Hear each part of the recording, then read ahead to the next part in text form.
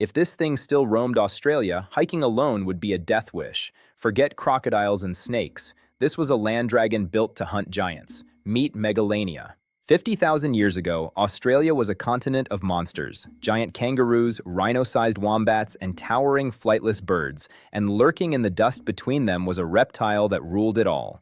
Welcome back to Extinct Earth. I'm Saffron. Today, we're diving into the brutal world of Megalania, the apex land reptile that turned ancient Australia into its personal hunting ground.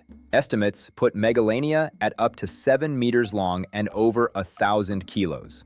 That's longer than a family SUV and heavier than a grizzly bear, all teeth, muscle, and venom. Picture the world's largest lizard today, the Komodo dragon. Now scale it up into a bus-sized goanna with a stronger bite, longer claws, and a venomous edge. That's the monster we're dealing with. Its serrated teeth could open huge, ragged wounds, but the real horror may have been in its saliva, a mix of bacteria and mild venom that turned every bite into a ticking clock. Like its Komodo cousins, Megalania likely used a venom-assisted bite. Not a movie-style instant kill, but a biochemical edge, lowering blood pressure, causing shock, and making escape almost impossible. Scientists still debate how potent it was. Its menu read like a megafaunal hit list: giant kangaroos, massive wombat relatives called Diprotodon, flightless thunderbirds, and anything unlucky enough to wander too close to water. It didn't chase like a cheetah, it let the heat do the work. Megalania owned the choke points, dry riverbeds, water holes, and shade lines, waiting motionless until something big made a fatal mistake. Imagine a parched afternoon. A thirsty giant kangaroo limps in to drink. The air is quiet, but the ground is not. Somewhere under that dust, a 7-meter problem is already awake.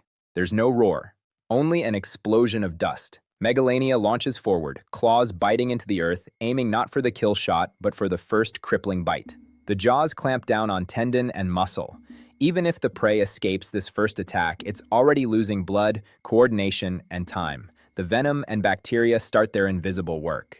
Hours later, the giant is slowing, bleeding, and failing. Megalania doesn't need to sprint, it just needs to follow. In the end, the land dragon always catches up.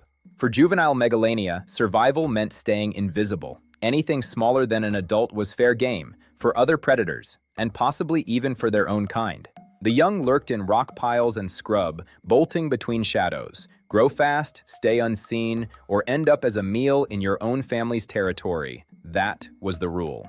It wasn't alone at the top. Marsupial lions with bone-crushing jaws and giant monitor relatives all competed for the same meat. Every kill was a negotiation backed by claws and teeth. Then, a new variable stepped onto the stage: humans. The first Aboriginal Australians walked into a world with a real land dragon watching from the ridgelines. So, what killed Megalania?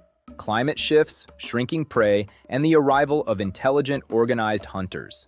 Most likely, it wasn't one cause, but a perfect storm that ended the dragon's reign.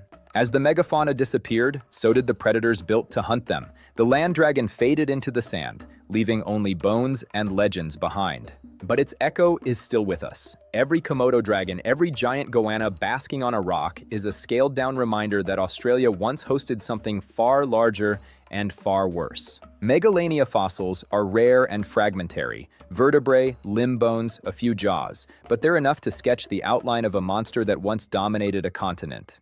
And the most unsettling thought? In a land this vast, with stories of giant lizards echoing through Aboriginal lore, some wonder if we've really seen the last of creatures like this. Which ancient creature should we bring back next?